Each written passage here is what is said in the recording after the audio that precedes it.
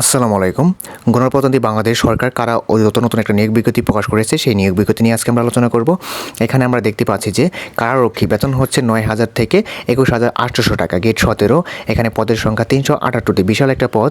আর এখানে আপনাদের আবেদন করার জন্য ন্যূনতম হচ্ছে মাধ্যমিক স্কুল সার্টিফিকেট বা এসএসসি পাস করতে হবে অথবা সমান পরীক্ষা উত্তীর্ণ হতে হবে। শারীরিক যোগ্যতা পুরুষের ক্ষেত্রে ১.৬৭ মিটার এবং বুকের মাপ এখানে দেওয়া আছে, আপনারা এগুলো ফলো করে নেবেন। তারপরে হচ্ছে ওজন এখানে হচ্ছে ৫২ কেজি।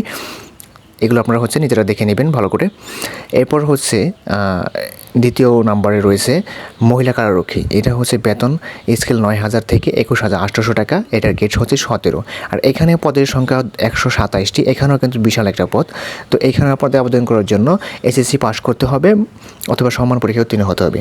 ন্যূনতম শারীরিক যোগ্যতা এখানেও মহিলাদের ক্ষেত্রে ১.৫৭ মিটার। আর হচ্ছে মহিলার হচ্ছে বুকের যে মাপটা সেটা হচ্ছে এখানে দেওয়া আছে, আপনারা এখানে দেখে নেবেন ভালো করে। সব কিছু এখানে দেওয়া আছে। আর এখানে যে আবেদন করার যে নিয়মকানুনগুলো, শর্তাবলীগুলো রয়েছে, সেই শর্তগুলি আপনারা এখান থেকে দেখে নেবেন ভালো করে। এটাই ছিল আজকে নিয়োগ বিজ্ঞপ্তি। আর এই যে এইখানে আপনাদের আবেদন করার যে লিঙ্কটা, সেটা এই ভিডিও ডেসক্রিপশন বক্সে পেয়ে যাবেন, সেইখান থেকে আপনারা আবেদন করতে পারবেন। ধন্যবাদ সবাইকে।